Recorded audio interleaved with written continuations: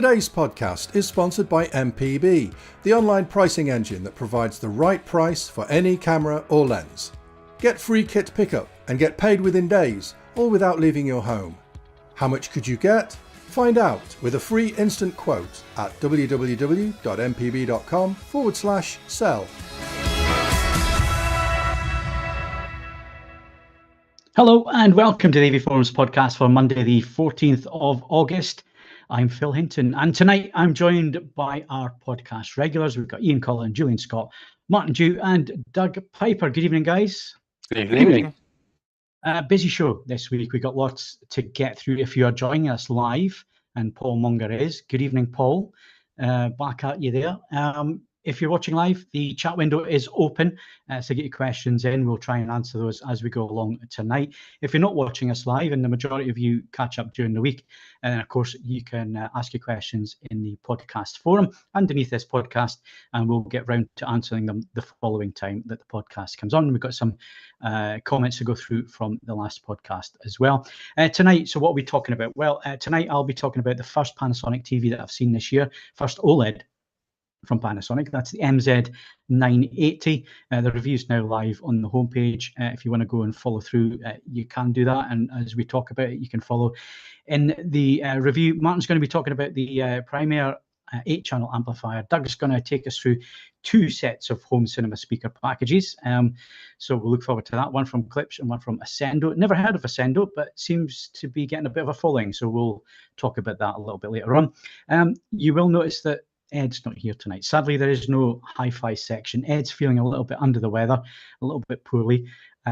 He's not sure what it is. It could be COVID. He's not feeling actually ill. He just can't talk for coughing at the moment. So on a podcast where you have to talk, that probably wouldn't work very well. So we wish Ed a speedy recovery. He won't be here tonight. So we've got no hi-fi section tonight, but there's plenty of us on here and we've all got our own little areas of expertise. So we'll try and keep you entertained for the usual time length tonight. And like I say, we'll be answering your questions in the chat, and Ian will be giving us a roundup of all the TV and home cinema news as well. If you are a little bit later on listening to us and so on, and you don't have access to the forums, you can, of course, email us, podcast@avforums.com. Send your questions through there or send your feedback. What do you think of the AV Forums podcast? Are we covering everything you'd like us to cover? Is there things you would like to see? Things that you think we could maybe improve on or go into in a little bit more depth or whatever? It's always great to hear from you guys. It's always great to get a little bit of discussion going. So, yeah, let us know your thoughts. Right, so talking about feedback, we're going to go and have a look at feedback from the previous podcast. I'll get my words right tonight. From the 24th of July, and on YouTube under the Hisense U7K, a question was received that somebody had picked up a 65-inch U7KM last Friday. It's amazing value. He's had zero issues with any content from any of the devices, PS5, Xbox, etc. So it sounds like, is that Jobu9224? If I got that right, thank you very much for your feedback. They are pretty bulletproof TVs nowadays. The review is up on AV Forums if you're interested in finding out a little bit more about the Hisense U7K. And funnily enough, sitting right next to me, well, behind me actually, over my shoulder there, is the U8K from Hisense.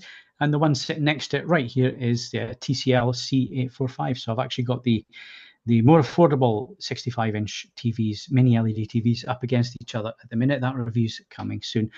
So keep your eyes for that as well. So home AV question. I think this one's for you, Jules. Okay. Do you want to go through it and then answer it? Yeah, sure. Forums member Gary Och, is that Welsh or something? Gary Och asks, is there a way to safeguard your calibrated settings in the event of the display requiring a manufacturing reset? Or would it require a new calibration? My professionally calibrated TV encountered a PCB failure, which required repair under warranty. Unfortunately, the display had to be factory reset and all the calibrated settings were lost. Thank you. So, well, yes, speaking for myself, I will write down all the settings, usually have a template from for each different display that I've calibrated. So you brightness, contrast, OLED light, all this kind of stuff you can write down and go through the settings. It takes probably about half an hour, to write down at the end of every calibration that I do. And I personally give a copy of that to the client. Other calibrators, I'm sure, do something pretty similar. You could take, as in fact, Just About Tune Army suggests that he frequently photographs the settings on his various equipment as a fail-safe measure. And that's something you can also do as well. If your calibrator hasn't written them down for you and give them as a PDF, then you could take a photograph of the different screens within the settings menu, so you have that record to go back to in case it needs to be put back in again. One caveat to that is 3D LUT cannot be written down. There are thousands and thousands of adjustments, color adjustments. You just can't write that stuff down. So if you have, for example, a 3D LUT calibration on an LG TV, it's lost. So it would have to be done all over again. Yeah, and that's because it actually writes it to the TV. Indeed, so, yeah. And if the TV fails, then unfortunately your LUT calibration goes with it. Jules, is there any fail-safe in terms of if that doesn't work for a client of yours? Do you do discounted, go back and fix it type things? Or? I don't think we should be taking advantage of people's misfortunes. So, I certainly, probably others do as well, offer some sort of discounted recalibration, a much lower price. I had one just recently that I had to do for somebody. Their TV had to go back, lost all the settings. And so we agreed on a very, very much reduced price to redo it again. And of course, the advice is always get a few hundred hours on a set before you get it professionally calibrated. And the reason for that is that if a set is going to go pop, it usually does so in the first few weeks or first few months of its life. So give the set time to run in, and then that's not to say it'll never fail, but if it is going to fail because of a faulty component or whatever, they normally go quite quickly. So I can say, Phil, that I've been doing this professionally for many years now, and it happens very few times. Yeah. So, that's why I'm happy to offer a very much discounted price for a recalibration, because it doesn't happen that often that you need to do this. Yeah, and 20 years I've had TVs coming in and out, and apart from the odd one that a courier's managed to smash, never had any issues with TVs, even long term. Never had any go wrong. So thank you very much for your question. Hopefully that answers that one. And that's all the feedback from our last podcast, which was the 24th of July. So like I say, if you've got any feedback whatsoever, any questions, and you are not watching us live and you don't have access to the chat window, then do so on the forums. Leave your comment underneath this podcast in the podcast forums, and the thread's already there for tonight's podcast. So go and leave your questions and we'll get round to them next time we're on. Right, so before we go any further, we need to find out what everybody's been doing since the last podcast. Doug, you've not been around for a little while now, number of weeks since you were last on the podcast. So what have you been up to? I've not. I was actually racking my brains while you were talking there as to what I've been doing, because I've been up to so much. What have I been doing? I went to see a band I like called First Aid Kit relatively recently in London, which was great. At a mini festival at Crystal Palace Bowl called South Facing, which was excellent. Fantastic band. The weekend before that, I went to something called the Lockswood Joust, which is like a medieval reenactment festival kind of thing that they throw annually. And there's a joust and there's all sorts of medieval reenacted battles, which was fantastic. Never been to anything like that. It's not my normal cup of tea. I went there, I drank mead, I had a great time. It was fun. Other than that, I've been podcast viewers will know the plight of my flood-stricken house. That's now on the mend, and I've got to the point where it's actually dry. Now I can start to rebuild it. So that's been keeping me relatively busy.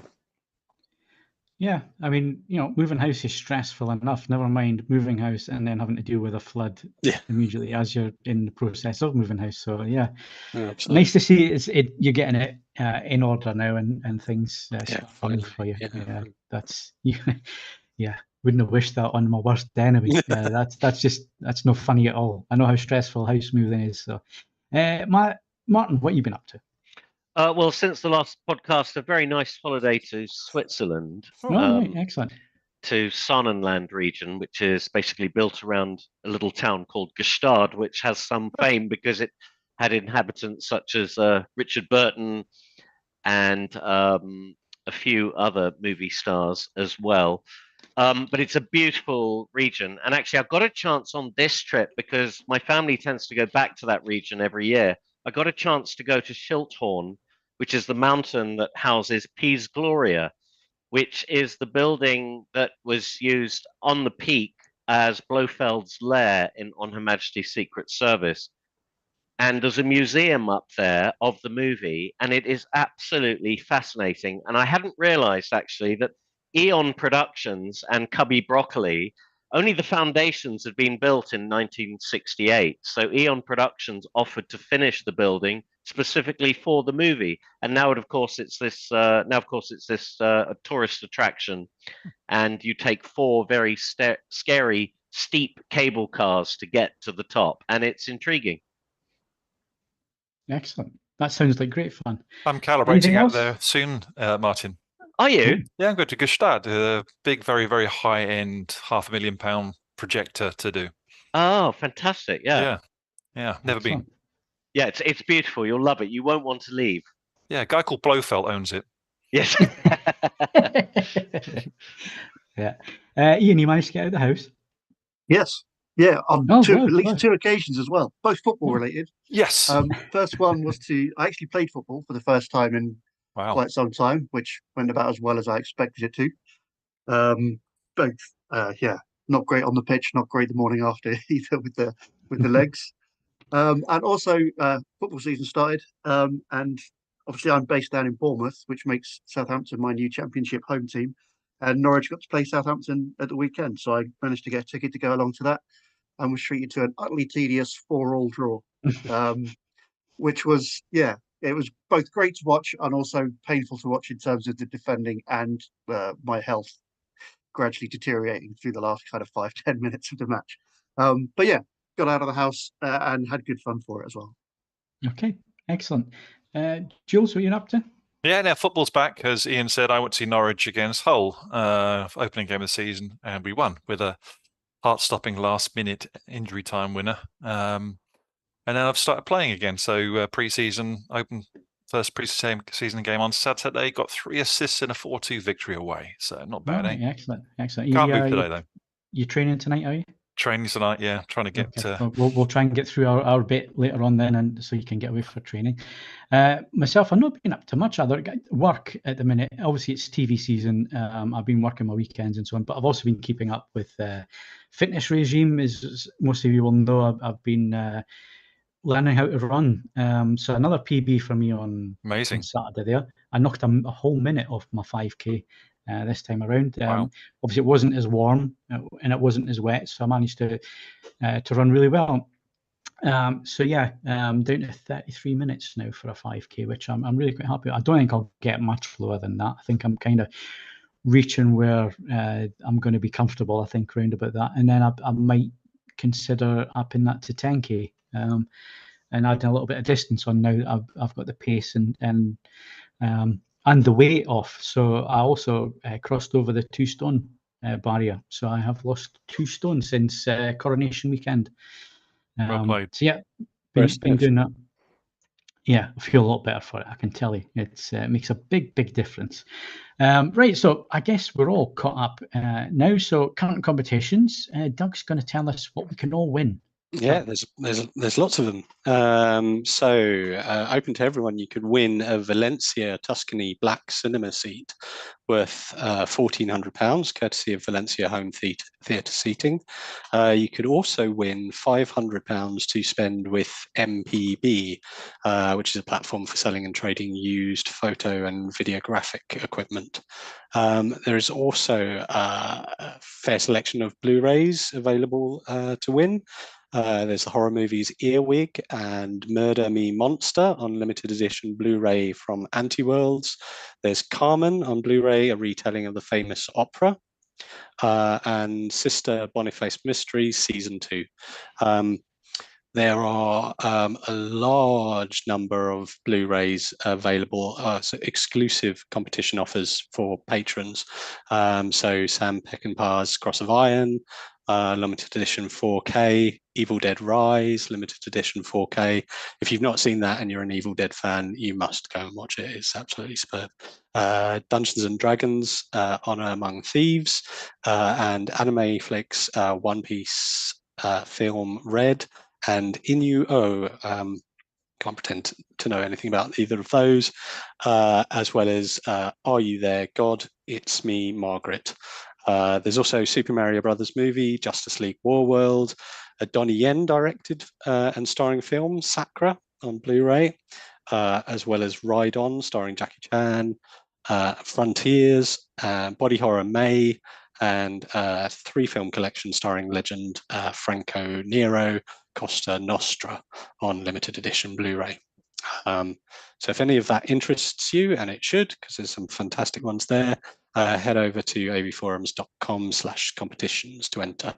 All competitions are open to eligible AV Forums members or patrons resident in the UK.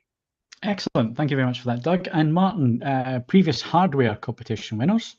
Yes, we have Chevan's Mega Gold 5 and Bela Lugosi's dad have won the Spears and Munsell Ultra HD Benchmark Blu-ray plus LX1 bias lighting strip. Excellent prizes. Well done, guys. Ultra 2 Man won the Humax A1 4K Ultra HD streaming box and 3 times Humax Wi-Fi smart plugs bundle. Excellent. Jackie Chan Wigwam won the Scalextric model of Knight Rider's KITT and Back to the Future 3's DeLorean. There we go. Excellent. Well done to all our competition winners there. And talking about patrons, we have a new patron, Ian. Yeah, this is a much shorter list. Mark B has joined us. So welcome aboard, Mark. Yep. Thank you very much for your support, Mark. It really is appreciated. Right. Okay. Time to get on with the show.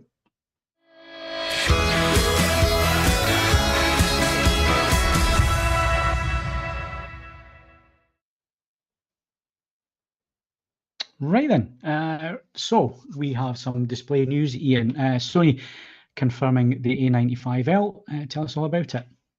Yeah, it's been announced in a few other regions for the specific details, but it's confirmed the UK specific details with the A95L QD OLED will be arriving in the UK in September, with its UK website listing a rather more specific shipping date of the 11th of September. So it should be around then. If you've ordered it, you'll be able to get your hands on one. As for pricing, things start at £2,999 for the 55-inch, going up to £3,699 for the 65-inch, with the new 77-inch model topping out at £5,999.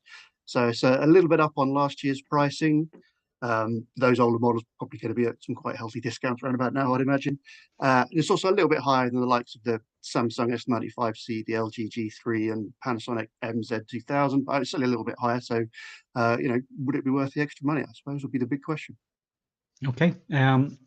Expecting one of those in for review very soon. And of course, thanks to Peter Tyson, we have some of the flagships staying around for a little length of time. So I've got a S95C and also LG G3. I've got a Panasonic MZ980 turning up tomorrow for review. So that set's not available till next month as well. So I've got a number of those that we're going to be doing comparisons and so on. And obviously Sony is a highly anticipated TV. Highly expensive as well. So is it worth the money, like you say, Ian? Last year's set, Jules, did you get to calibrate many of those? Were many of those in homes? I have to say with the Panasonics, I hardly saw any. And I think it's because they came out so late in the day that the other manufacturers had just basically stolen a march on them. So it'll be nice to see some more, so this year, because the Panasonic do make fantastic televisions. Yeah, I mean, if you're a movie fan and you're not too bothered about the gaming side of things, and you just want a TV for darkroom viewing, then definitely it's the way to go. LG, I got to play with this TV at Las Vegas at CES. Ian, but tell us more about it now that it's available to the market. Yeah, it's the 97-inch Signature M OLED, which is out now in South Korea, I believe, and coming to the UK probably next month as well. It's also known as the M3 in keeping with LG's 2023 TV naming system. Obviously stands out partly because of the very, very large screen size that it comes in, but it's also the world's first wireless OLED, because it comes with LG Zero Connect box, which can host all of your cabling needs up to 10 meters away from the TV. Although, of course, the TV still needs a power cable attached, so it's not entirely wireless, but as good as.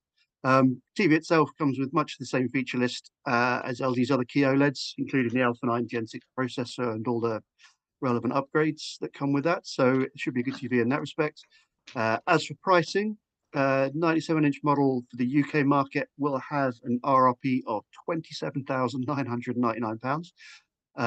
But it will come with two smaller and rather more affordable options, with an 83-inch model set to be priced at £7,999 and a 77-inch model at £5,999, which coincidentally, in linking to the previous story, is the same price as the Sony A95L 77-inch.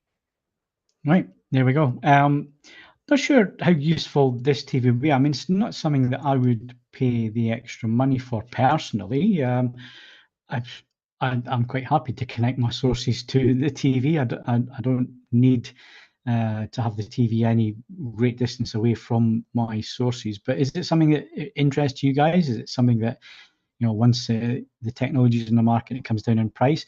And what we're talking about here, just for those of you who don't know, it's you have one box that sits next to your sources. It's about the size of a cube, a sort of a GameCube, or even like an Xbox Series X. It's kind of that size of box that you connect all your sources to HDMI, and then that transmits the signal to the TV, and the TV has a box and have like a dial on top that you turn the dial so it points towards the box and it sends it wirelessly. So anybody interested in this? I probably would be, personally. I've got my system. Well, at the moment they kind of coexist in the living room with my family system, but normally I have my system, that's my dedicated system, and you know, I spend ages and thousands of pounds on it, making it as good as possible. But I also have one that my family use on a day-to-day basis, and I quite like having screens up on walls. I think it's a nice clean install, and for that I would normally always sort of chase into the wall to hide all the wires, because I hate wires being on display, and I rarely have the TV sat on top of a cabinet. So that would save me the job of doing it, which, you know, it's just cost and time that it's saving, really.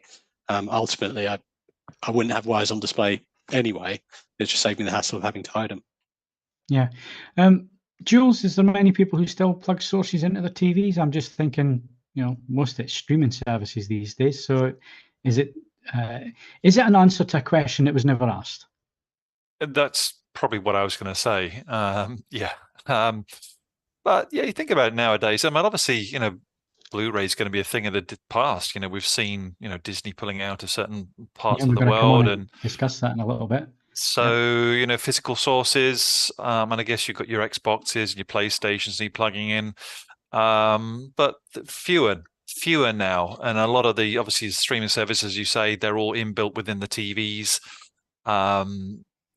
So, yeah, fewer of them. Is it that much of a problem? I don't know. If it's no cost extra, then fine, go for it. But I wouldn't be paying for it myself just for that. But yeah. I suppose you're going to have to run the power as well, aren't you? Yeah, anyway. yeah. So that kind of kills my point. Chasing the power cable. Still have to hide that. Yeah. Well, that's a terrible username. Great username, actually. Just said in the chat, you know, both the box and the TV need power. So, you know, would that mean an extra wire? Well, yeah, it would actually. And Buddy305 LUV said he'd be interested in it if he had the 65-inch version for his bedroom. So there you go. You know, the people who would make use of it, and others who, you know, it doesn't really fit their use case. So I guess, Doug, if you're interested, I can have a word with LG if you like. Them maybe knock a tenner off the 27 grand one for you. Seeing as it's you. Right, so let's move on to just a quick display review now. I've been looking at my first Panasonic this year. Like Jules was mentioning before, if you're a movie fan, if you want accuracy, and most of us do here, we're all film fans, we want to see things as they were mastered and intended to be seen. Panasonic have been knocking out the park in that regard for a long time now. I remember doing some consultation for them back probably 2009. when they wanted to know more about, what is this calibration thing that you're banging on about in your reviews? What can we do to improve our TVs? And they had input from AV forums and other bodies like THX and so on at the time. And, they got behind the calibration side, obviously from the professional side as well. And, Panasonic, maybe people don't realize Panasonic do a lot of professional gear, a lot of professional monitors and cameras and that kind of thing. So, they had a foot in the door anyway. So their TVs are very, very accurate. Is what I'm getting at, basically. And they can be calibrated incredibly well as well. Their engineers take a long time in development. They are really interested in picture quality. They take feedback very serious. They will look at issues and try and figure out things and try and fix items or look at a display technology like OLED. And it was those very engineers that came up with the heat sinks. How do we improve brightness on an OLED? Let's introduce a heat sink and dissipate the heat, and then you can drive it a little bit harder and you're able to dissipate that heat so there's not as much image retention and so on. They're also very good with their picture processing. The HCX processor that's on the Panasonic TVs is very good, very powerful. Just above black, Jules, I think this is the main area for Panasonic. Yeah, it's always been a struggle, hasn't it? Just above black for all OLED manufacturers. Yeah. Panasonic, their engineers, when they get given a task, they do work at it till they find a solution, and they have found solutions to those problems. So the 980, which is the TV I looked at, the MZ980, the biggest screen size is 55. So it's available in a 42, 48, 55. It's very much the mid-range model. There is no heatsink on this one. It is an OLED EX panel, but the one without the heatsink. So very much a mid-range TV. There is gaming support on there. So there's two HDMI 2.1 ports at 40 gigabits per second. Not full bandwidth, but actually the latest consoles don't need that kind of bandwidth. And I'd surmise that very few gaming PC users would also be pushing that kind of bandwidth. So 40 gigabits per second is not really a big issue. Having just two probably is an issue, and it's one thing I would like all manufacturers to look at, because TCL have done it. So I don't know why other manufacturers can't make it work on their silicon and chip, and that's to move eARC onto one of the HDMI 2.0 ports. So you're not taking up one of your 2.1 ports, which majority of TVs do. If you've got two 2.1 ports and you've got a soundbar and you want to use eARC, you lose one of your 2.1 inputs. And if you've got both next-gen consoles, it's a bit of a headache. TCL have gotten around it. The 845 sitting next to me, they've moved eARC onto one of the HDMI 2.0 ports, and it's possible. You can do it. So why other manufacturers don't do it, I don't know. So that would be one bit of feedback. But in terms of movie performance with SDR content, this TV is exceptionally good. And most OLED TVs are with SDR content, but Panasonic, they do it right. It looks accurate. It looks fantastic in filmmaker mode. You can calibrate it within an inch of its life. Delta E's of 0.4 on average, which you're not seeing any issues on screen. Even if you've got well-trained eyes, you ain't seeing any errors on screen. You're seeing it as it was intended to be seen for a consumer display anyway. Just above black was excellent. Black performance up from an OLED is excellent. Peak brightness, not huge, just over 600 nits, which is round about where this level of the market is at the moment. But of course, you've got that infinite contrast of OLED. You've got pixels that can be switched off and on right next to each other. You don't have zones or local dimming or anything like that. So you have that huge dynamic range to work from. And the one thing that Panasonic does really well is the tone mapping. And they do the tone mapping to the master display metadata. So whatever the content was mastered at, they tone map to that. Whereas some manufacturers like Hisense behind me, they will do 600 nits and then hard clip. And it doesn't matter what content you then feed it, apart from Dolby Vision, which is dynamic metadata. Any other HDR10 content you feed the Hisense, it'll clip. And it'll clip that detail away. Whereas Panasonic work it on the mastering metadata, so it's then tone mapped. So you don't lose as much of that highlight detail. And you certainly don't affect the APL of the scene either. So Panasonic do that very well. So it might just be 600 nits odd of peak brightness, but as I always say in the reviews, peak brightness is just one small part of what makes up a great HDR image. There are other aspects to that, as well as color and how they set tone maps and so on. So in terms of pricing, it is a little bit steep, but again, it's a brand new set just coming into market, and all the TVs this year have a small premium added to them. It's like everything else in life at the minute. As soon as you mention the words inflation, everybody seems to add a few quid onto their products, and that's certainly what we've seen this year with the TV prices as well. So compared to last year's models, it is a little bit more pricey. The other thing is 55 inches is your maximum screen size at this point of the market. I believe last year's 980 went to 65. So Panasonic are definitely trying to add some tiers into their lineup this year, because the MZ 1500, the 1500 and the 2000 always shared the same panel, the same panel with a heat sink and so on. It was just cosmetically there was a slight difference in design. The 1500 didn't have any of the built-in speakers. The 2000 had Dolby Atmos up-firers, side-firers, and speaker bar. That's not the case this year. The 1500 has the heatsink, but it doesn't have micro lens array.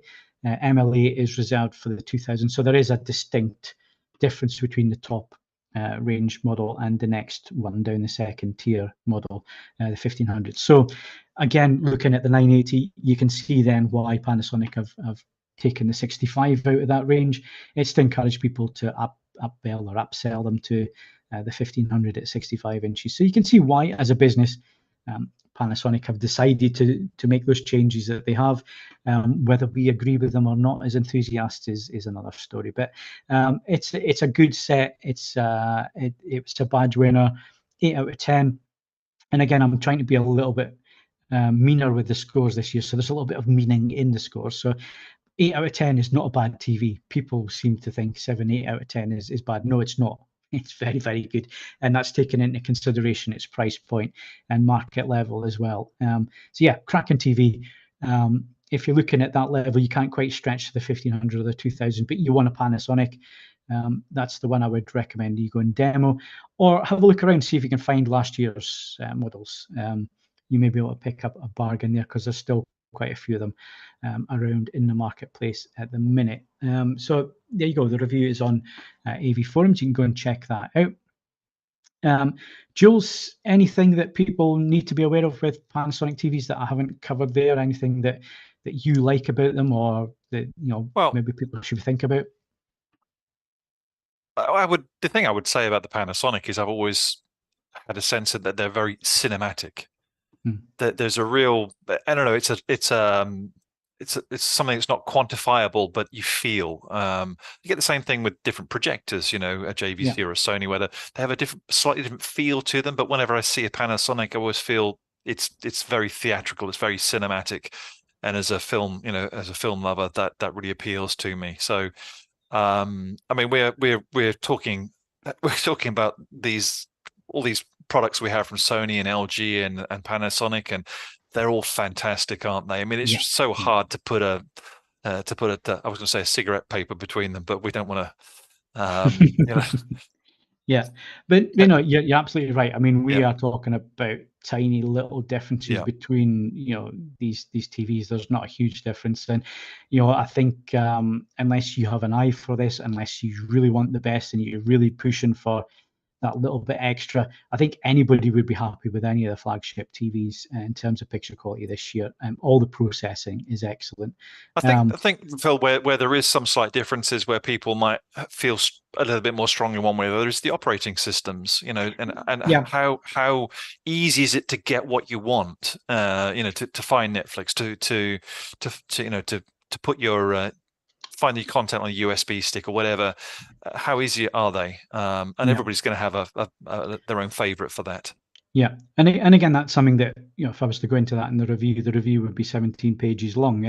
Because there's so many permutations of how you're going to use the display. But that is something to think about. Is the UIs and the OSs, and Panasonic still using my home screen which is now into version 8. And I've always found it really simple and easy to use. And I think they're onto a winner there. I think when you start overcomplicating these things, you start losing the mass market, which is where you make your money. You've got a nice, easy to use system that just works. And Panasonic do that. They've got that. So upcoming TV reviews, what am I working on? Well, as you can see behind me, I've got a couple that I've been really working on at the moment. The Panasonic video, by the way, will be live tomorrow on our YouTube channel. So if you want to see the video of the MZ980, it will be on their YouTube channel tomorrow. The settings video is already up there. So like you can see behind me here, I've got the TCL C845. Got that side by side with the Hisense U8K. This Hisense arrived today. Arriving tomorrow is the Panasonic MZ980, a 55-inch. I have a 55-inch LG G3. I have a 55-inch Samsung S95C. So there is going to be some comparisons going on there. I can't get my words out tonight. So that's going to be a big review. I know a lot of people that are really interested in finding out how all these TVs stack up against each other. And of course, the Sony should be with us probably the end of this month as well. So if I can try and hang on to these TVs and get them all together, that is the aim at the minute. If this one has to go back to Panasonic, I'm sure our friends at Peter Tyson, who are just up the road from me, will be able to help us out, and we'll be able to do comparisons and compare all these TVs. So I know you guys are desperate to know which one is best for you, and we'll try and find all that out. So those are the reviews that I have coming up in terms of TV. So keep your eyes peeled and churning them out at the moment. As you can see, there's been quite a few reviews coming up. We're tailing off now into the end of the TV season. There's just Philips and Sony to come now. So, we'll keep you tuned as to what's happening there. And of course, you've got Black Friday coming soon as well, where you can get your bargains. So which TV is it you're going to go for? We'll have all of that for you. Right, so that's the TV section rounding up. Sorry you've had to listen to my voice all the way through it, but there you go. These things happen. But home cinema is a bit more varied, and we're coming up to that next.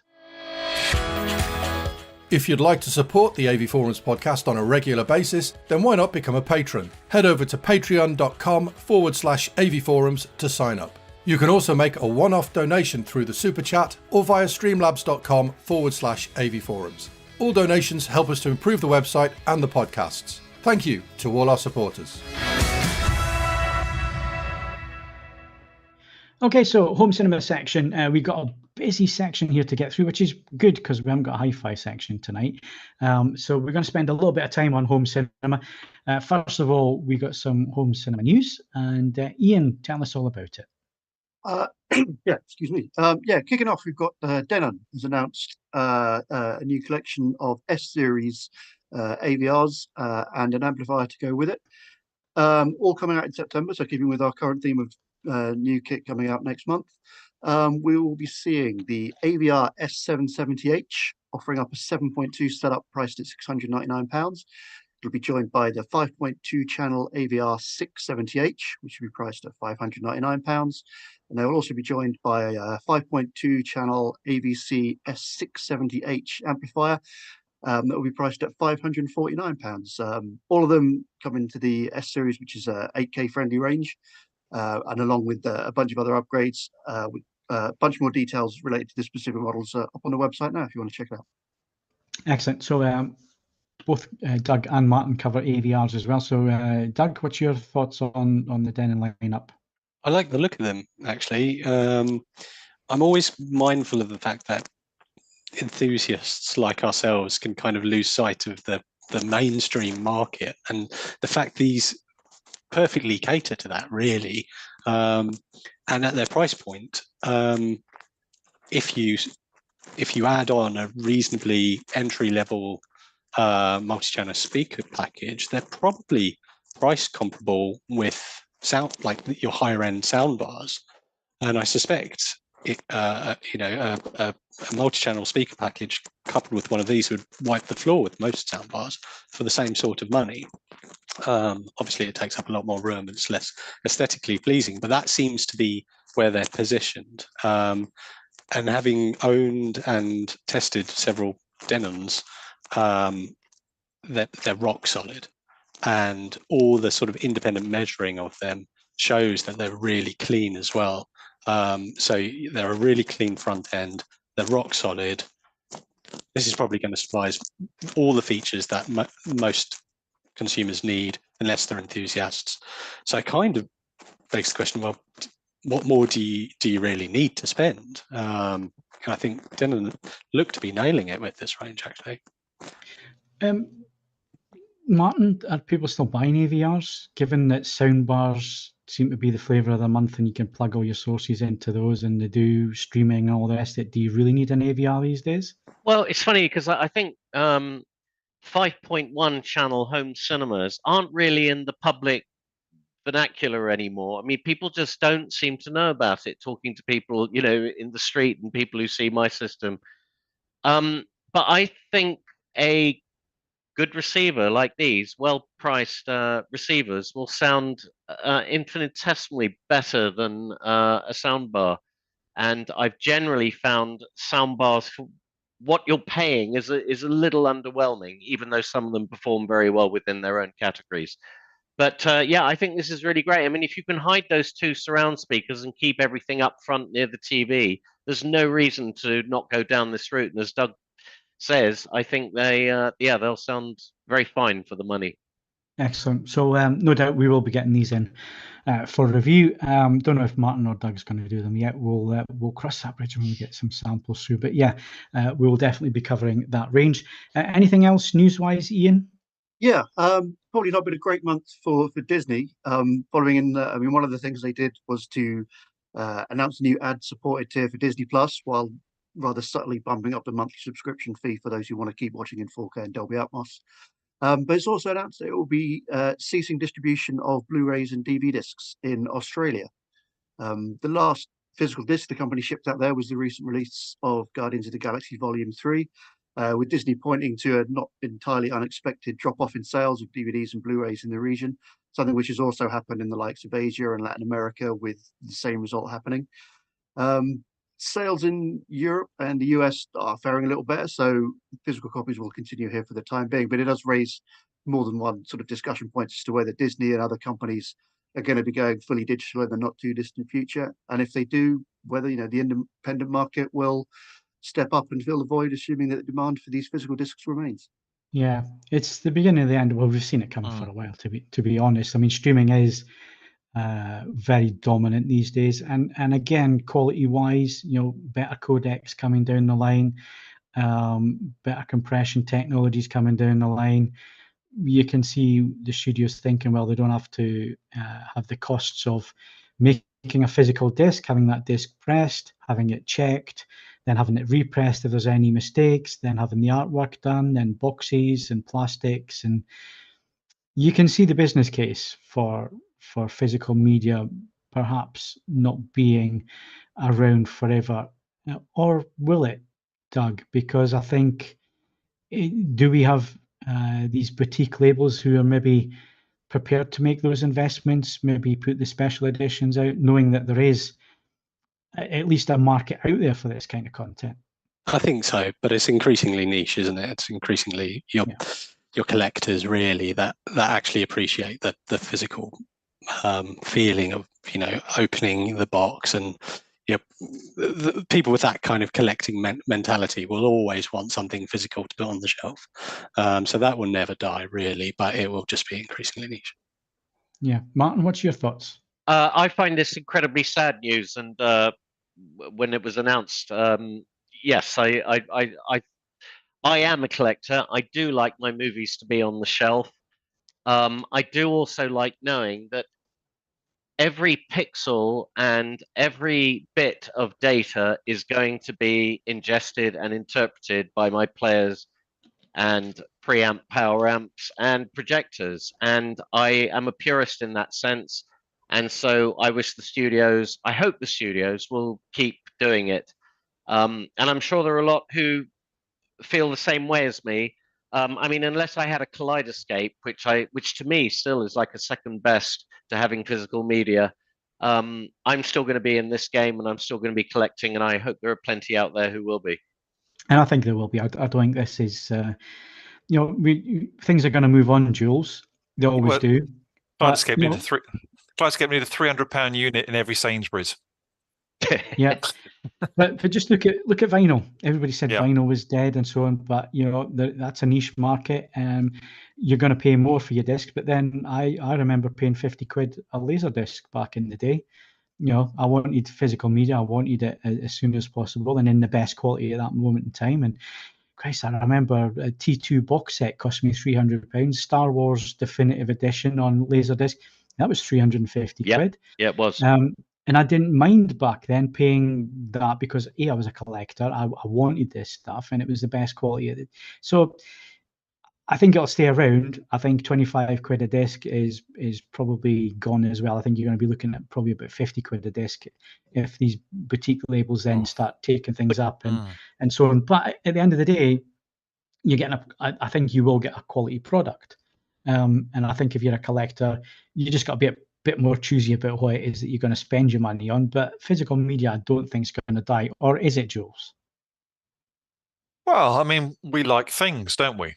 We like having things. We like holding things. There's, you know, that aesthetic experience of your vinyl, and there'll always be an appeal to certain people for that kind of object. And it's not just about the film itself; it's the whole experience, isn't it? It's the whole thing.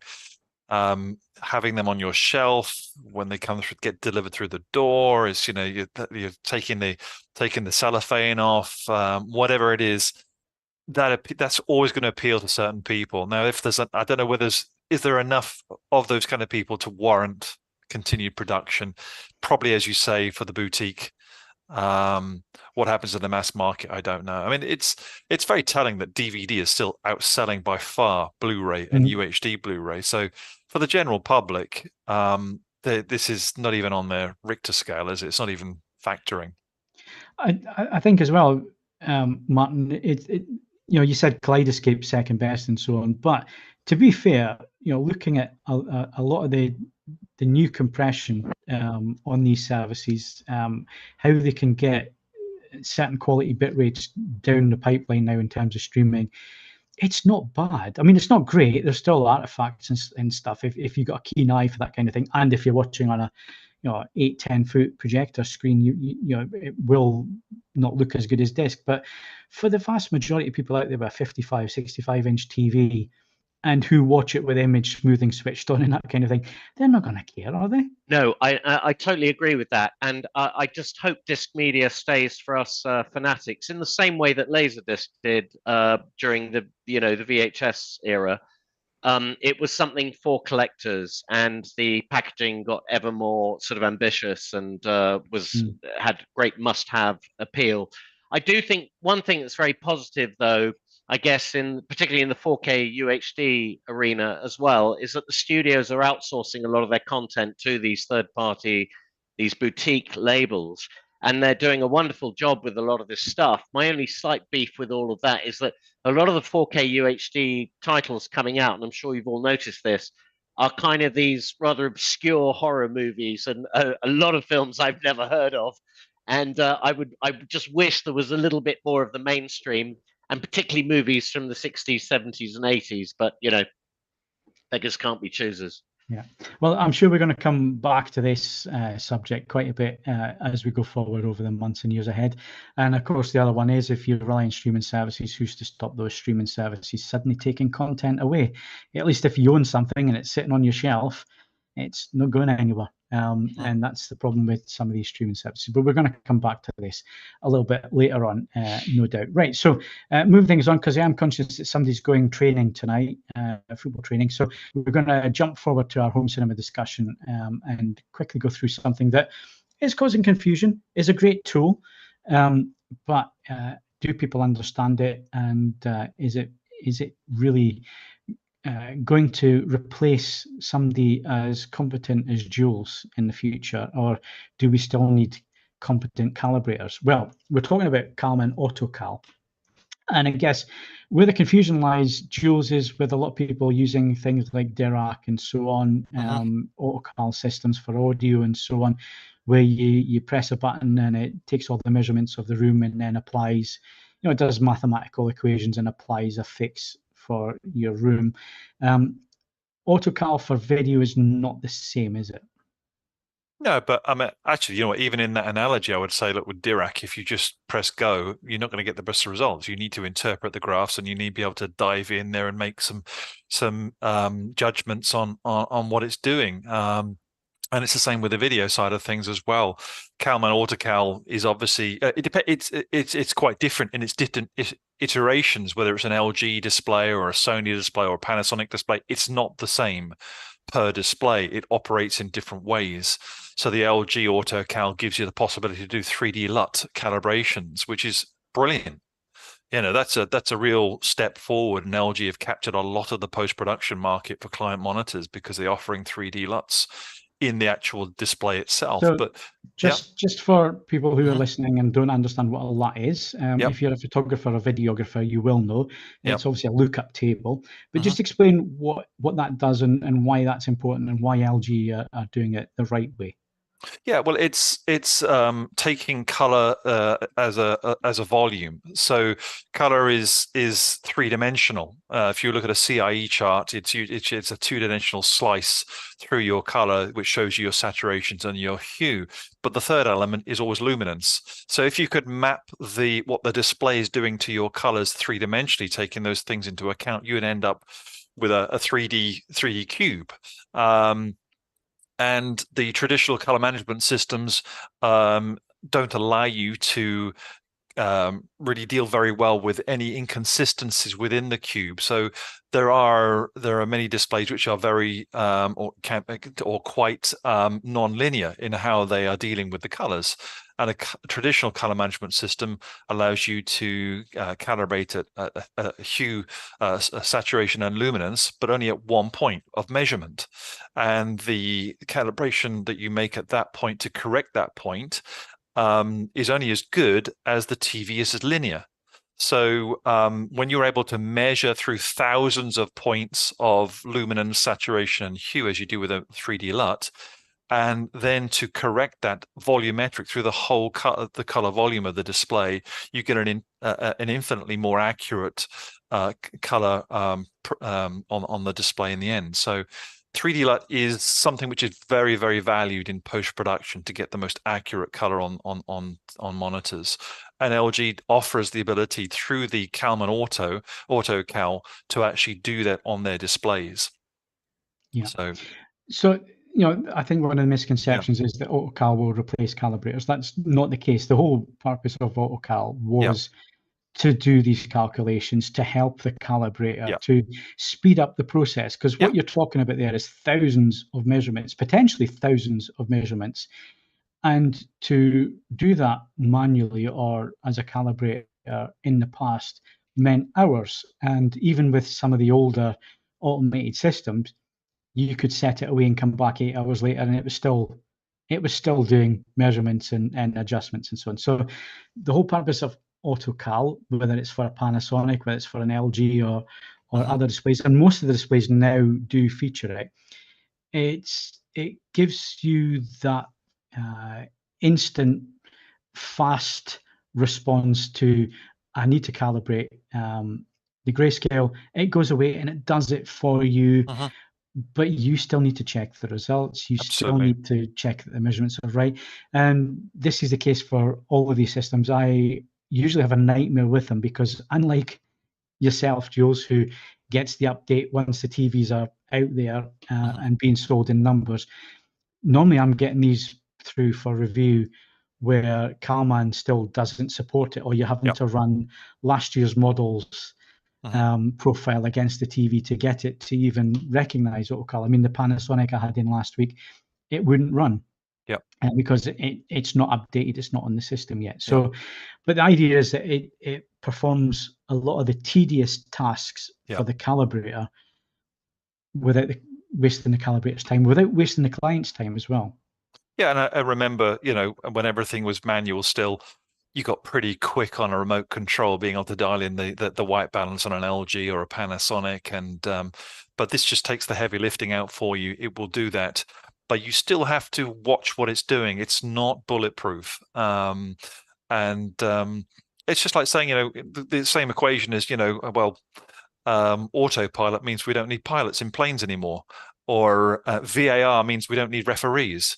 at the end of the day, there's still a human being at the end of the process, to check it through. So you need to, and they don't always work perfectly either, as you rightly say. Throughout the year, Calman might be correcting bugs within the workflow, and certain things have still yet to be made to work. So you do need a certain level of knowledge and expertise as you do that. But we have some very knowledgeable hobbyists on our forums. Yeah. So this very is capable. this is what I was going to come on to next, and this is the point that, if you are interested in this in any way, lots of these TVs actually have a pattern generator built in, which is fantastic. Now, to access it, you need the software from Calman. You need to go and buy that. It's about $145 to buy the software. It's a one-off license. But you're buying it for your TV at the end of the day, and you can run as many calibrations as you like. You can play around with the system. You can learn from it. And on top of that software, you'll need a meter of some description. But, buying an inexpensive meter nowadays, it's not going to be as accurate as the stuff I use here or the stuff that you use, Jules. But then, if you're only spending a couple £100 on a meter, it's still quite accurate, and it's a lot more accurate than the eye will ever be. And you'll never be able to sit down and calibrate a TV by eye. Anybody that says that they can do that you can't.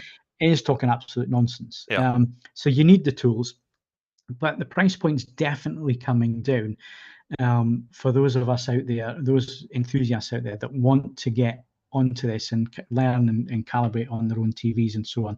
So I believe it's $145 for the software. A meter nowadays, Jules, maybe £150 will get you a decent, a couple £100, but that will get you a colorimeter, and that will come with various profiles depending upon what display you're measuring, because you've got to take into account the spectral power distribution of each display, etc. So they'll be more or less accurate depending upon what display you're measuring, but they do drift over time because these cheaper colorimeters are tri-stimulus, so they'll have red, green, and blue filters in them, which are plastic, and they do degrade over a period of time. So they'll periodically need reprofiling against an accurate spectro. Yeah. But if you're an enthusiast, knock yourselves out, guys, because that's how I learned. It's how Jules got into it as well. We went and bought, at that time there was some cheap software. In fact, I think it was free software at that time, and you could go and get yourself a meter. And the main pain was the fact that you had to sit with a disc and move forward one chapter at a time and take a measurement, move forward, take a measurement, and then you had to take a black measurement, so you'd have to take the meter off the TV and get your black measurement and then put it back on. So it would take hours. Nowadays, when it comes to testing these TVs and so on, and I know it's the same for you, Jules, it's cut so much time because everything can be automated now, and you can say, right, I want to do 20-point or 21-point grayscale, off you go, and it does it for you. And then you just check the results afterwards. It's so much easier. On the other hand, we've got a lot more picture modes to calibrate now. Exactly. So I'm potentially doing 7 on an LG, so you've got SDR, bright, dark, game, HDR, HDR game, Dolby Vision game. Each one of those is taking 40 minutes. So it can take you, still a good 4 or 5 hours to calibrate one. Yeah, and of course the beauty is, like I say, some of these TVs do have pattern generators built in, because a pattern generator is a fairly expensive piece of kit. I mean, certainly the 7G that I'm using, you're using a 7G as well, aren't you, these days? Yeah, I've got 7G. Yeah, $5,000 for one of them. That's a lot of money if you're not doing it professionally. So the fact that a lot of these TVs do have a pattern generator built in, that the software can talk to the TV and say, bring up this pattern and take the measurement and so on. So even, for the consumer level, the enthusiast level, things have improved greatly, and the price point has come down. So Autocal, it's not there to replace the calibrator. You can't replace that knowledge, that expertise. What it does is it makes the job a lot easier. It takes a lot of the heavy workload and heavy lifting away, and allows the calibrator to spend more time fine-tuning the image and getting something as accurate as possible. And of course, in a professional sense as well, Jules, a lot of these studios and so on, with the technicians, they might have 30, 40 monitors a night that they have to go over and double check and make sure they're still correct. So something as quick as this, and it takes the heavy lift now, is well worth it. So, like I say, most TVs nowadays, and any TV that now has the new Panasonic chips, automatically have access to this. If the manufacturer wants it, they have access to Autocal now. So it used to be, if a manufacturer wanted Autocal, they had to go and work with portrait displays for sometimes a couple of years before they would have something that was workable and could be released to the public. Now with the new silicon, they're able to do that really quite quickly now. So I think you'll find most TVs will do it these days. In fact, I can't think of any TVs that don't do it now. So yeah, there you go. And I think Jules needs to go and do his training. So Jules, thank you very much for your time. Thank you. It's always a pleasure. We'll catch up with you on the next podcast. So good night, Jules. Cheers, guys. Right, so moving on, let's go and do a little bit more news, and let's get Ian back again, because the news we've got now is that we've got a couple of new reviewers joining the AV Forums team.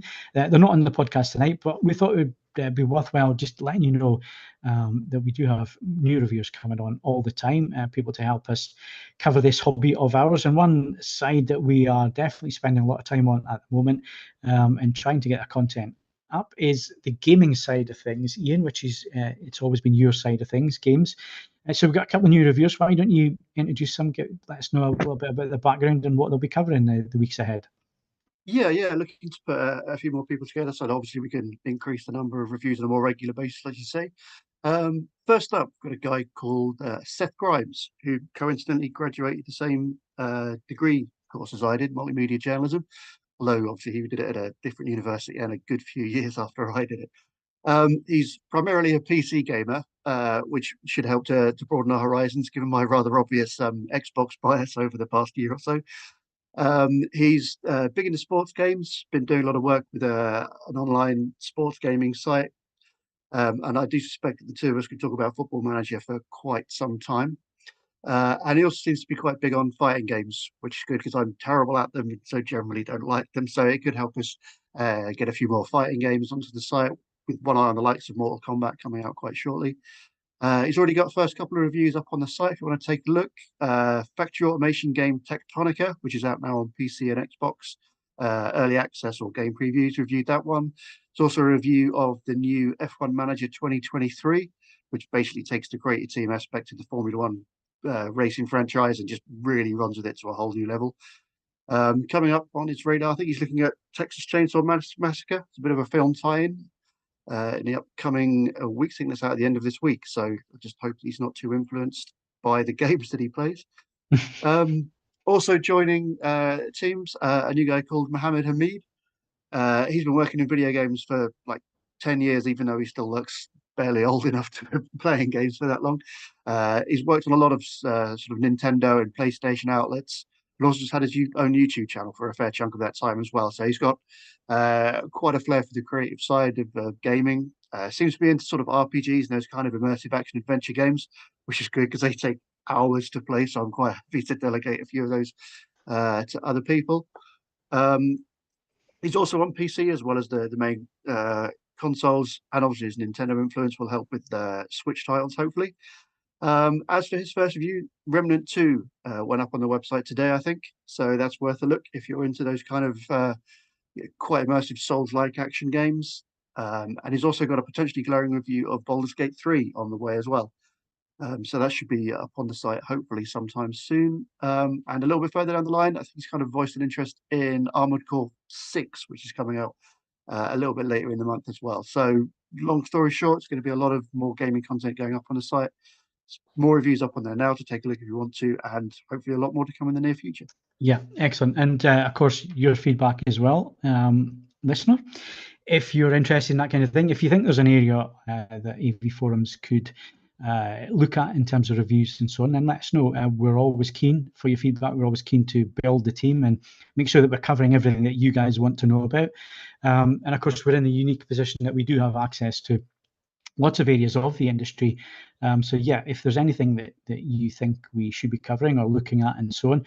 And again, the team that exists already, we are also looking at expanding some of the knowledge base of the team as well and introducing new reviews. So both Doug and Martin will be dabbling with some display tech going forward. Doug's mentioned that he'd like to do some PC monitors and gaming monitors and that kind of thing in the future.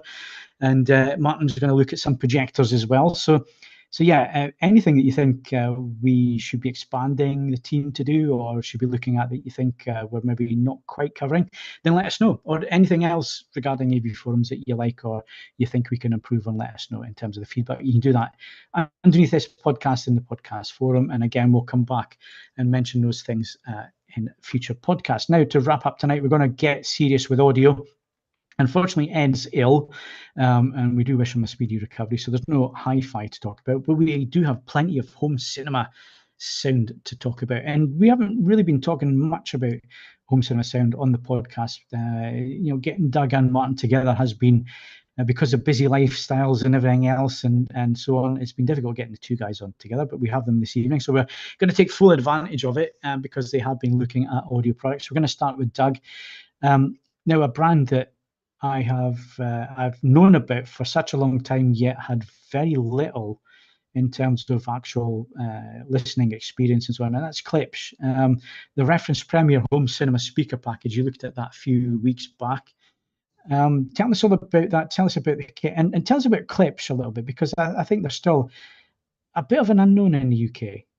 Yeah, they're fairly dominant in the US market, I gather.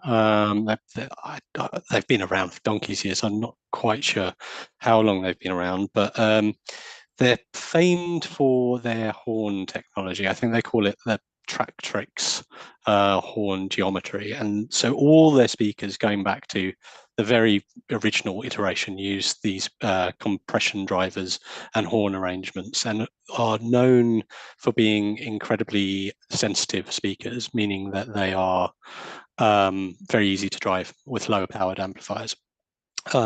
Even their very large speakers are highly efficient. Now there's a slight question mark about the way Klipsch measure their efficiency. It's slightly different to the way other manufacturers do, so they probably slightly overstate their efficiency. But the kind of bottom line is Klipsch are known to be highly dynamic, highly efficient speakers and horn based. And similar to you, actually, I've known about Klipsch for as long as I've been into AV, really, but I've never really had much opportunity to listen to them, and certainly never in my own home. I've listened to the Klipsch Cornwalls, which are these big wardrobe-size speakers that very, very famous and much loved among Klipsch fans. But I've never listened to their more sort of domestic AV offerings. So I was very interested to get these in the house and give them a whirl. And the Reference Premier is really their main AV offering. And as a range, it's huge. There are lots of different speakers. So pretty much any permutation for your living arrangements that you need, you can probably find it with the Reference Premier system. And the setup I reviewed was towards the kind of upper end of the Reference Premier range. It was the RP8060 FA2, doesn't really roll off the tongue, floor standers, which are dual 8-inch woofers, again with that horn-based arrangement for the tweeter. The RP504 center, the RP502 S2 surrounds, which are dipole surrounds. And for those of you who don't know what dipole surrounds are, they're essentially side firing, so they're slightly triangular, and they have woofer that fires in one direction, woofer that fires in the other direction, and tweeter that does the same, fire in opposite directions. And the distinction between dipole speakers and bipole speakers is bipole speakers do the same, but dipoles, the woofers, the opposite sides are out of phase with one another, which the effect that creates is it creates a slight null in the frequency response directly on axis in front of the speaker. And the idea behind dipole sort of theory is that when you're sat in that null, when you're sat on axis to the speaker, you find it difficult to localize where the sound is coming from. So the theory is they create a much more immersive ambient surround field where you struggle to localize the speaker. I've got some thoughts on that, which I'll come to later. And the other part of the package was their 12-inch RP 1200 SW subwoofer, which is relatively short and not terribly wide, but possibly the deepest subwoofer that I have reviewed, certainly other than the behemoths like the large Panasonic. I think it was 65 centimeters, slightly over 65 centimeters deep, and when you look at it, it's long. It's a very weird shape for a subwoofer. So for some people that might be easy to accommodate. For others, it would be very awkward. So really, have a think about its depth before you buy one of these. In terms of design, as I said, the standard Klipsch horn arrangement with their orange, their copper-coloured woofers, which are ceramic. And I think it's aluminium, composite ceramic and aluminium, and that's a trademark of Klipsch. Pretty well all their speakers have those copper-coloured woofers. The really interesting part about the system, and the thing that one of the reasons I really wanted to have a play with it, is the floor standards are up firing. So the Atmos bounce speakers that sort of fire the sound, they have an up firing woofer and tweeter at the top of the speaker, and that fires against the ceiling, reflects off the ceiling down to the listener, and it's intended to create Atmos top height level effect. But the interesting thing about the Klipsch is, being as their horn arrangement, you use that horn to fire against the ceiling, and that controls the directivity slightly better than your typical sort of flat tweeter would, which sort of spreads sound energy like all over the place. The horn focuses it. So theoretically, that should work really well with the bounce arrangement, because it's more laser-like, as it were. I mean, it's not quite, but you get the point. So I really wanted to have a play with that. And so overall, the performance, I would say, is they're very natural sounding speakers. They're not, one might get the impression from sort of reading about Klipsch and knowing that they're high sensitivity horn-based speakers, that they might be quite shouty, because horn-based speakers have that sort of reputation historically. They are absolutely not shouty in the least. They're very smooth sounding for the most part, very natural sounding, quite detailed, and very, very dynamic. I did find there was a little bit of high frequency harshness on occasion, not quite shoutiness, but just a little bit of harshness. And that I noticed in the Jenny Lind Never Enough song in The Greatest Showman, which people have probably heard a million times. And you really need to, any speaker that is susceptible at all to any form of harshness, that will reveal it, and it did with Klipsch, and it was a little bit edgy, but as I say, not terribly offensively so. The detail could have been a little bit better. There were a couple of places where I noticed that it sounded a little bit recessed, more recessed than I've heard on other systems. So Ready Player One, the race scene, I use specifically for that sort of detail resolution, detail retrieval, because it's an incredibly detailed scene. There's just loads going on.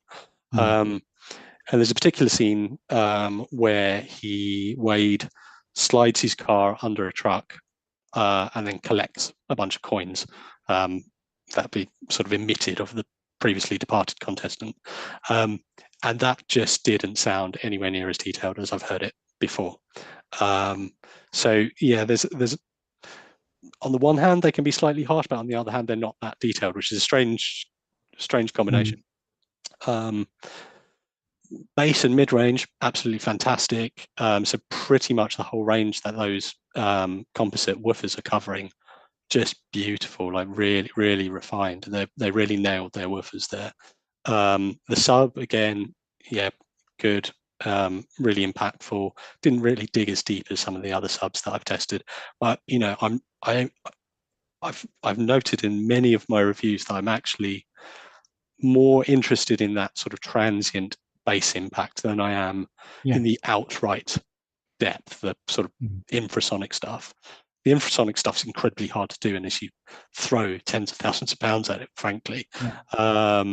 So yeah, I'm more interested in that upper bass, the transient impact, and the Klipsch sub did it very well. The standout sort of feature of its performance was the bounce. They've nailed it. I've heard upfirers both in my room, outside my room, like several times. Never heard it as good as the Klipsch.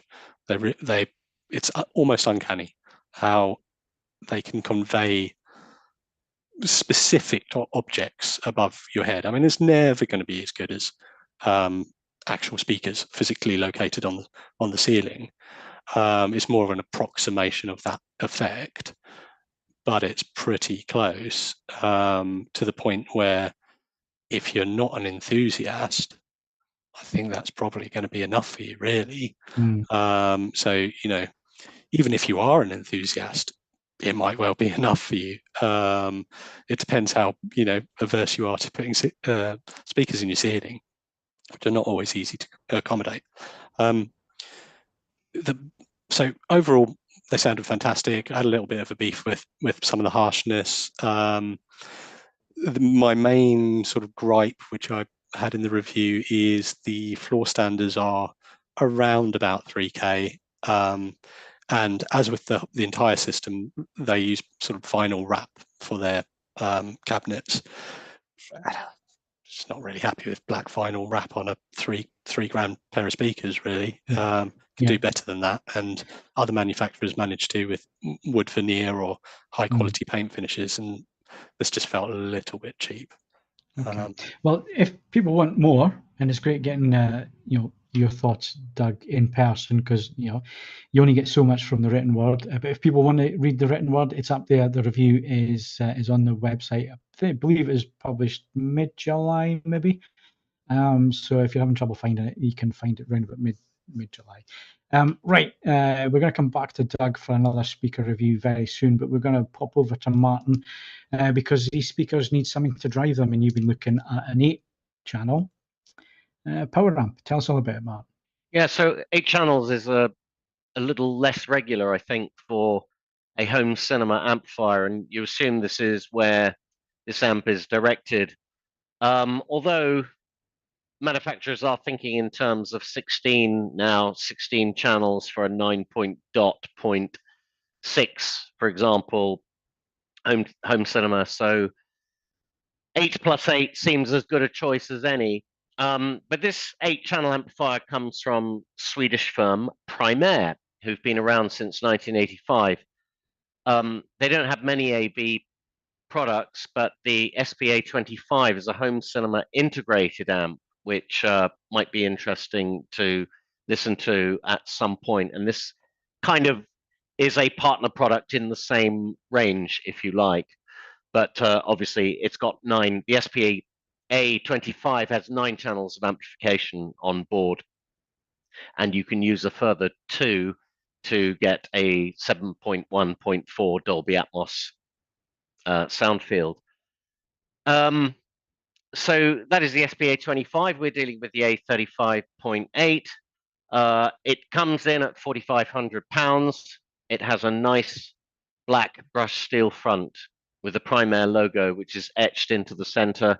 And just above is a nice little triangular LED light to let you know that the amp is indeed on.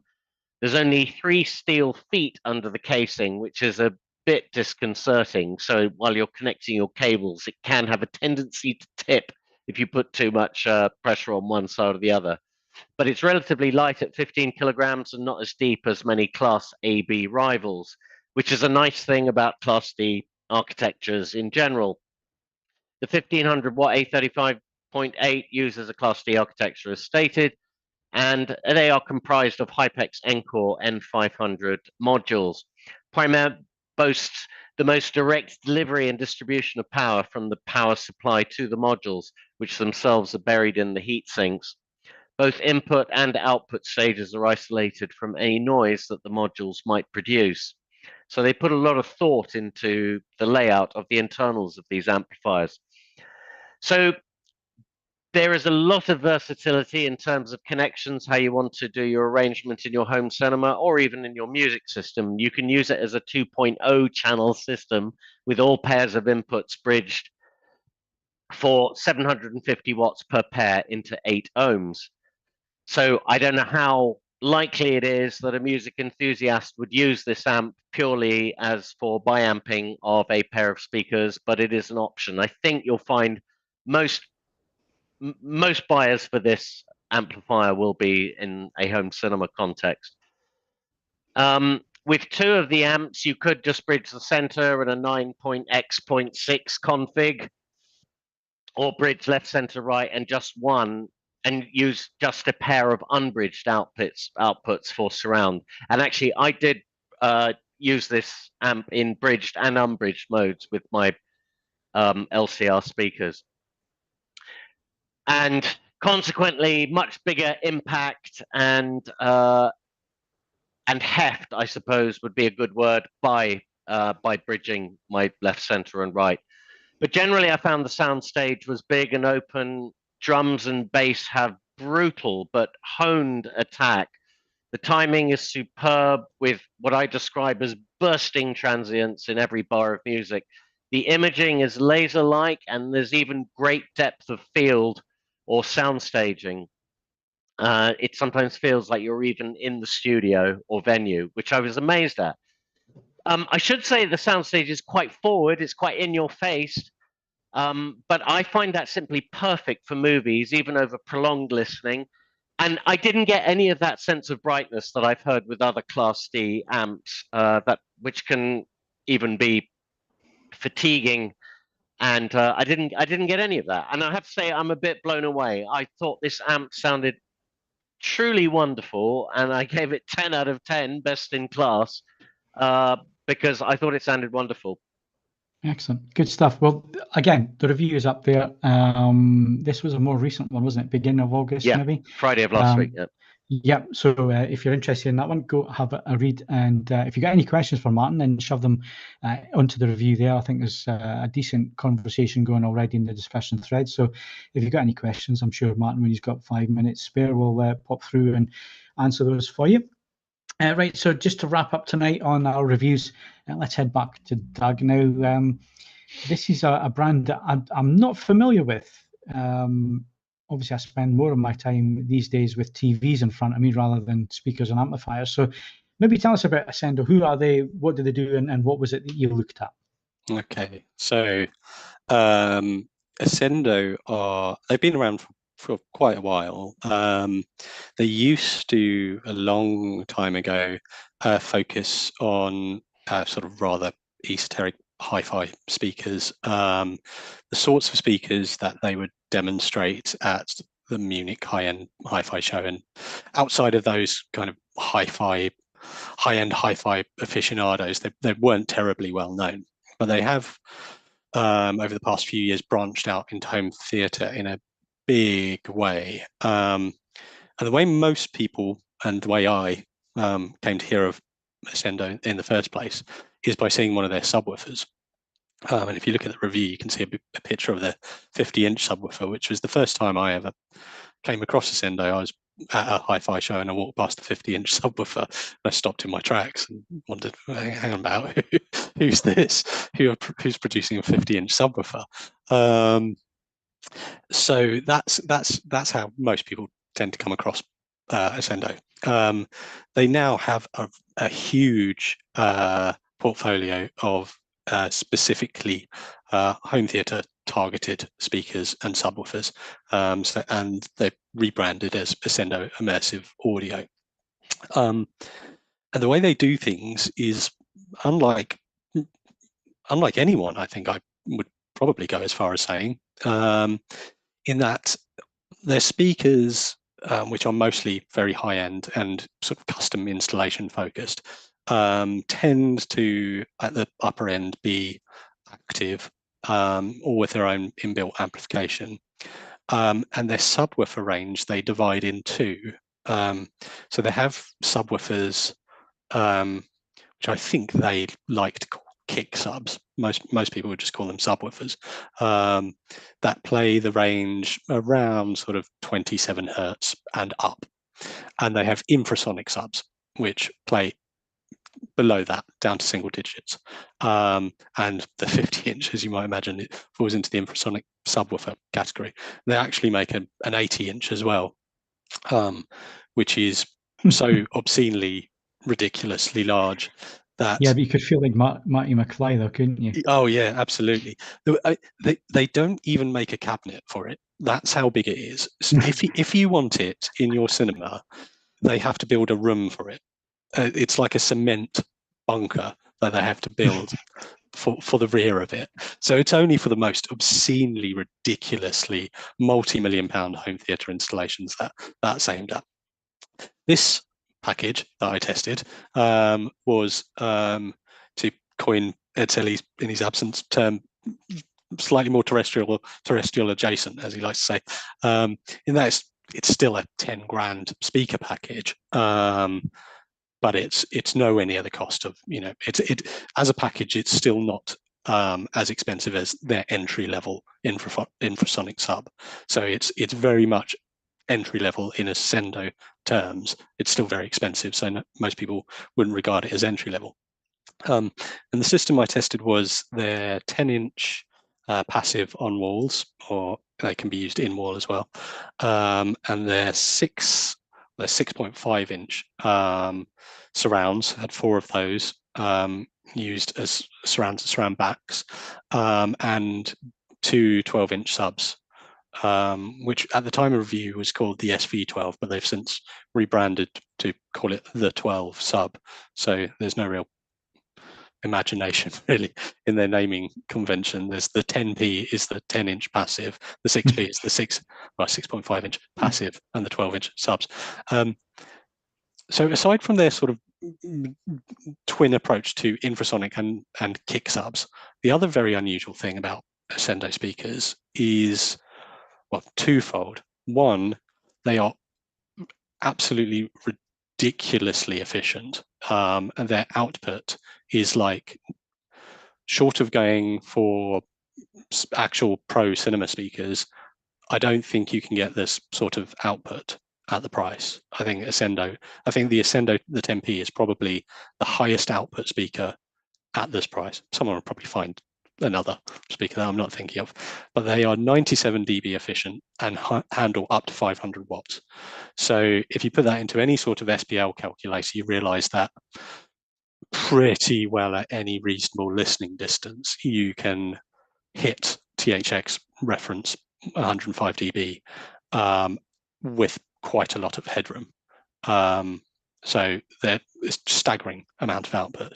The 6.5 inch, they will hit THX reference levels at a 3 meter listening distance. These are tiny. They're actually 88 millimeters deep that go on the wall, and they will hit reference levels at that sort of distance. And that's output that most speakers can't keep up with, really.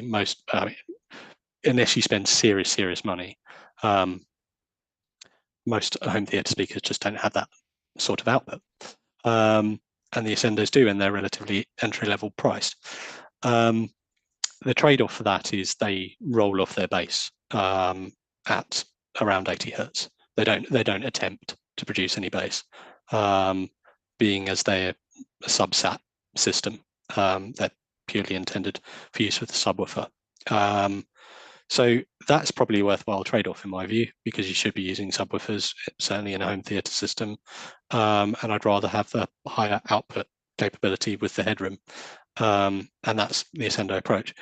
The other really interesting part of their design is they are all coaxial drivers.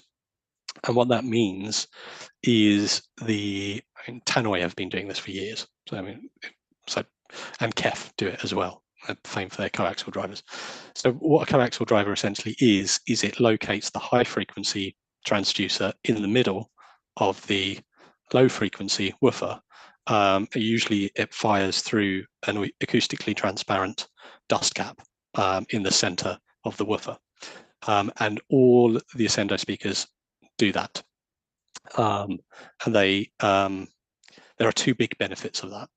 One is the single woofer, the single point source, is geometrically symmetrical in every direction, and so sound radiates symmetrically in every direction, slightly different on axis, just because the design of the transducer.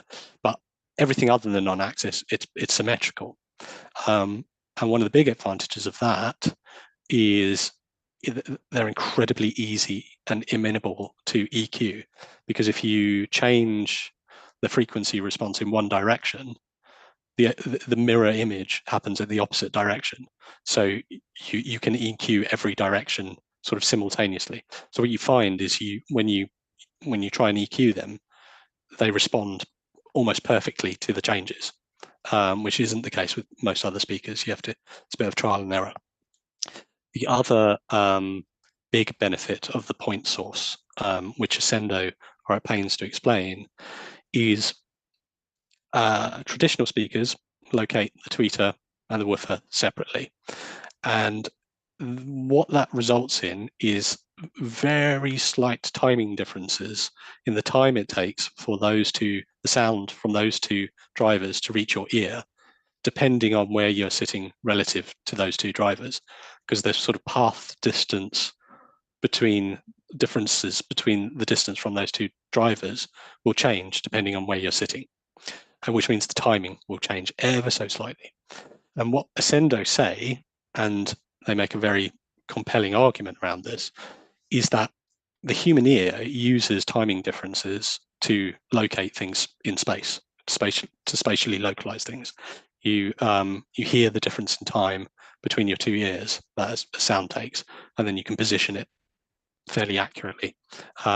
Normally on the horizontal plane is where you're most accurate. And the human ear is incredibly acute at its ability to position things. And Ascendo would argue that the slight timing differences you get with conventional speakers slightly smear the cues to your ears about localization. So you can't precisely localize images as accurately with a sort of two or multi-way driver system as you can with a single point source that emanates everything in a time coherent way from one particular source. And as a result, with the single point source speaker, you are able to, they image more precisely, essentially. You're able to spatially locate objects more precisely. And I mean, that was my experience. Like, it absolutely lived up to that. In terms of the overall presentation, without EQ, I found it almost painfully bright. They're definitely needing EQ. They are certainly warts and all speakers. You need to tame them ever so slightly. Once tamed, they are incredibly detailed. Just they have this layered spatial, hugely dense sound field, unlike anything else I've tested, which is essentially what Ascendo have argued is the coaxial nature of their speakers, coupled with the high output, leads to this greater immersiveness. And as I say, that's exactly what I found. Their output capability just meant there was as much headroom on tap as any sane person could want. My ears would give in well before these would be breaking a sweat. And they do all of that in a very sort of slight form factor, very easy to accommodate in more or less any room. I mean, they're not the prettiest speakers. They are black cuboids with a black grill that goes in the front. They remind me of the JBL Professional range. They look very, very similar with that kind of finish, where they're supposed to go behind acoustically transparent screens and wall surfaces, aren't they? Yeah. Oh, yeah. Absolutely. So, I mean, Ascendo really grew out of the custom install market, and that's where they're really focusing a lot of their efforts, and huge amounts of traction. Like Trinov are demoing their latest waveforming tech with an all Ascendo system in Cedia later this year. And I think Trinov have used them for previous demos, and the custom install market love Ascendo at the moment, and they are branching out steadily into the more consumer side, and this system is really evidence of that. And I can't think of a system that is price comparable that I think can equal this. Really, do we know who's distributing them in the UK where people can? Probably it's Calman AV, is it? Okay, so they should be available for people to demo, certainly through Calman. So if you are interested in that, go read Doug's review. It is up on the site. Doug, remind me when I put that up. Was that this week? Today. It was today, wasn't it? Yeah, it was today. It's been a long. There's lots of chat already. It's got a lot of interest. It has indeed. So yeah, thank you very much for the review. Thank you very much for your time tonight, and thanks to all the guys on the podcast tonight, including Jules, who's left there. We are out of time, unfortunately, but hopefully it's been an interesting evening for you. We have gone in a little bit more depth than we normally do with some of the subjects. If you've liked that, if you like the more in-depth look at speaker systems and so on, let us know in the feedback. It's certainly something that we can sit and talk for hours on this kind of thing. So just tell us what you want to hear, and we'll sit and discuss it for hours. Looking at some of the questions that have come in tonight on the chat window before we do leave for the evening. A lot of people basically saying the same as we did during our discussion when it comes to physical media versus streaming services. A lot of comments there about how you guys love your physical media, and of course you do. We all love physical media. It's the times that we live in, unfortunately, that streaming is going to become the mainstream. If it's not already, it certainly is going to become the mainstream. But as fans, we should be able to keep it going, hopefully, and we should be able to keep physical media a thing. Certainly vinyl's still around a long time after everybody thought that was dead. So fingers crossed it can stay around. Other comments up there tonight. Asaf was asking what the MLA OLED is from Panasonic. That's the MZ980. It's the one I'm going to be reviewing next. So keep your eyes open for that appearing on the site. Lots of people also saying that they love their Sonos Arc sub and less wires everywhere and so on. Yeah, we all like clean installs around here as well. So yeah, thank you very much for your questions. We have seen them coming in. Apologies if I haven't read them out one by one. We've been trying to get as much conversation going tonight as possible in terms of what we can tell you about. So hopefully you have enjoyed tonight's show. Thanks to the guys. Next AV Forums podcast is going to be the movies edition. It's along on the 21st of this month, starting at 8:30. The main AV Forums podcast, this podcast, should have been on the 28th of the month, but obviously 28th of the month is a bank holiday, so we are not around. So this is the only main podcast for August, but we will be back on the 11th of September. At 7 p.m. And before we are back on the 11th of September, you've got another movies podcast. So you're going to get two movies podcasts close to each other. That's on the 4th of September. So that's all the podcasts coming up in the near future. And like I say, if you've enjoyed this podcast, then of course do all the cliched social media things, like, share, subscribe, all that kind of thing. Leave us a 5-star rating, leave us 10 stars. Whatever you want to do, you do it. If you enjoy it, then just let us know, and we'll keep coming back every other week. I'm Phil Hinton. Thank you very much for watching and listening, and we'll see you again soon. Good night. See you. Bye. Bye.